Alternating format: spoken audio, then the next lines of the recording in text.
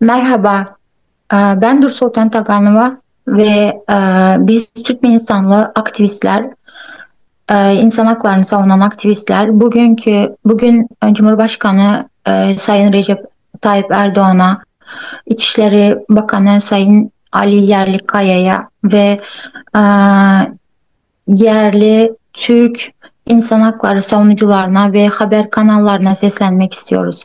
24 Temmuz 2025 tarihinden bu yana Alişer Sahatov ve Abdullah Urusov Edirne Geri Gönderme Merkezi'nden kayboldular.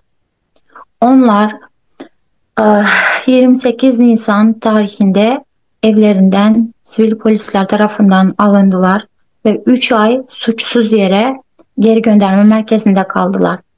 Şu anda akıbetlerinin ne olduğu ile ilgili hiçbir fikrimiz yok. Hiçbir açıklama yapılmıyor.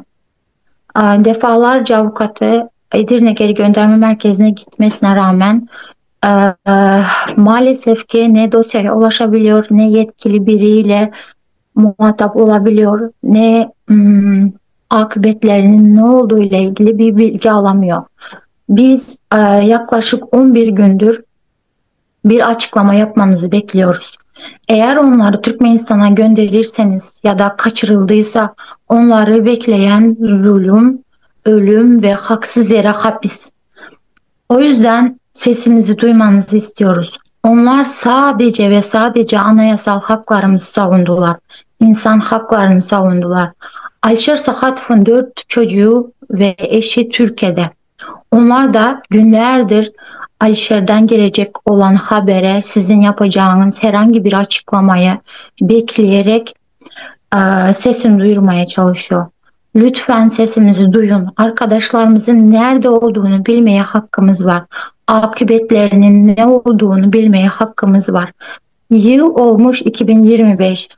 İki yetişkin insan böyle durup dururken bir anda ortadan kaybolmasını normal hmm, bulmuyoruz. Yani kabullenemiyoruz.